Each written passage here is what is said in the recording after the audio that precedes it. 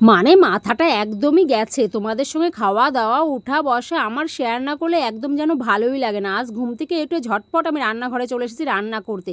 আজ ছিল আলু ভাজি আর এদিকে ছিল গরম গরম রুটি আর তার সঙ্গে ছিল দুটো করে কাঁঠালি কলা। হ্যাঁ, একদম দারুণ খাবার। সব কিছু মিলিয়ে মোটামুটি আমার তো জমে গেছে একদম।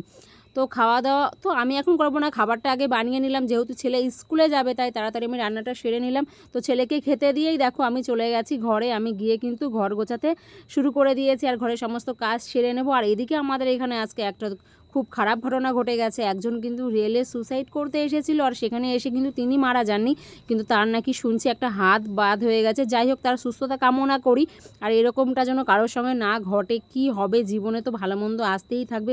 তবু যতদিন এই সুন্দর পৃথিবীটা যত সুন্দরভাবে ভোগ করা যায়, তাই না? তো নিজের জীবনটা এইভাবে নিজে হাতে কেউ শেষ করো না।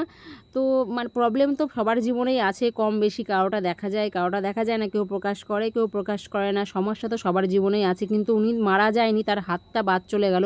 কতটা যন্ত্রণা বেদনাদায়ক ঘটনা।